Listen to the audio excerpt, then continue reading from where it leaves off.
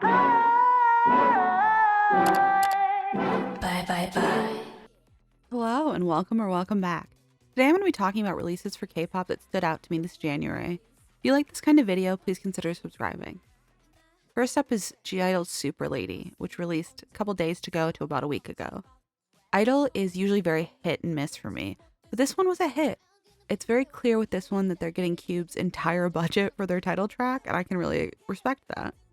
Soyeon clearly wants to be on the cutting edge of pop music and is not satisfied to just be on the cutting edge of K-pop. They had several tempo changes in this song and interesting things going on, but they didn't feel like they had to announce them, and it continued to have cohesion, which, as we'll talk about later on, was not the case for all the releases this month. The only part of this song that was kind of a miss for me was the end. I felt like it was a little abrupt and off.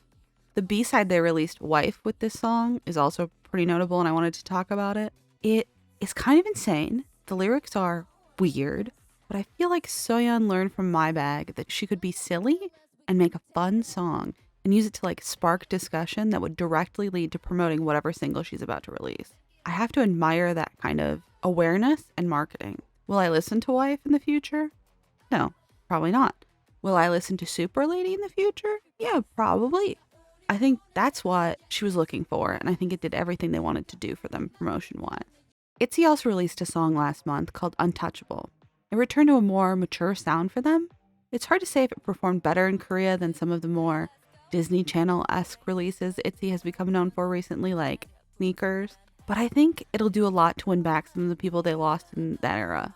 A lot of Mitzies miss older Itzy, and I think this is kind of a return to form almost. With this song, I feel like they're representing why they deserve to be taken seriously and watched closely, especially compared to their label mates, Nmixx, and probably even Vicha. Unfortunately, I think this song is definitely better than Dash, although it did not perform as well, and it did not get promoted as well, because I did not see much of it.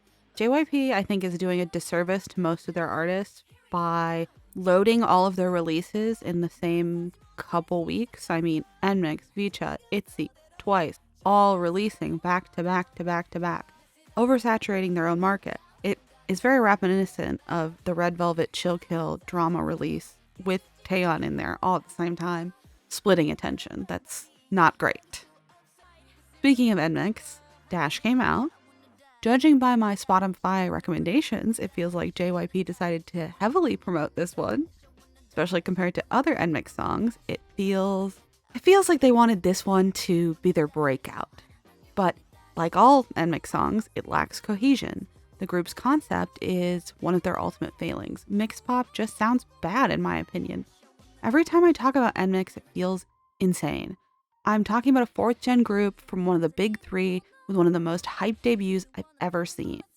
Dash did not do much to change my feelings about Nmixx, especially compared to how Untouchable changed my feelings about Itzy. I do, though, feel Nmixx is starting to move in a better direction. It's just slow, and I have to wonder if that's going to be a major failing for them. We'll turn from JYP to SM with aespa's Regret of the Times remake. I didn't even know this song came out, but it's an SM station release, so I get why they're not promoting it. But I need SM to promote their artists better, in general. Anyway, this song is very pop-punk influenced, and I appreciate any time SM digs into their archives. It's a very much Olivia Rodrigo feel here. I genuinely get the feeling from this track that this is something the members of aespa were interested in making and might be something their age range is interested in listening to. Music by members for members. Hopefully, they're testing the waters with this kind of sound, and it's something that they pursue for title tracks in the future. It also may be the start of a trend in K-pop overall. Riize came out with Love 119. I think it's just fine. It's better than their debut by a big degree, but I think this group has very high expectations put upon them.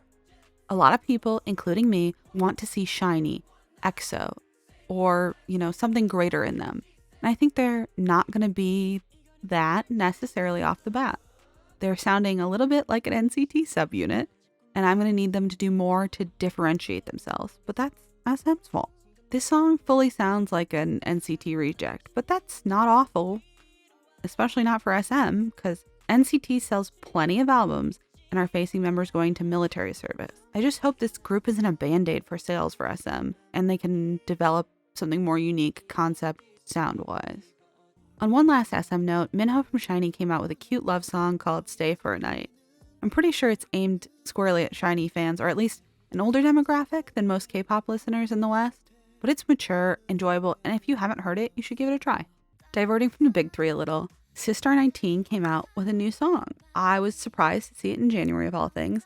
In my mind, I see them squarely as a summer-oriented release kind of group, and I did not expect to see them at all. Perhaps this is just the beginning and they have ambitions for another release later in the year, June, July, that kind of thing. This song was pretty repetitive, but as far as a dance pop track goes, I found it enjoyable. I think this one is going to go over best with people who already have nostalgia for Sistar.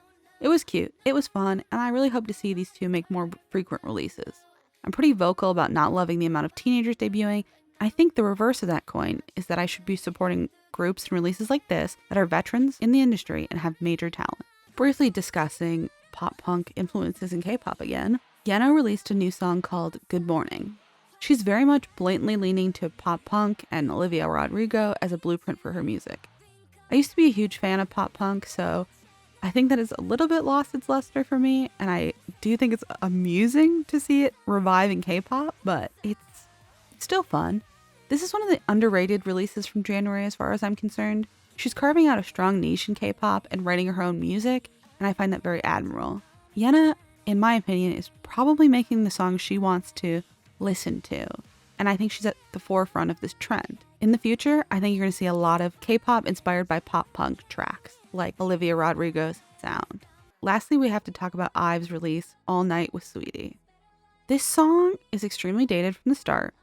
It's a remake of an iconic pop song from 2013. I think they saw Jungkook 7 and they saw they could collaborate with a female American rapper, and I think they thought it would just fit fine into IVE's formula.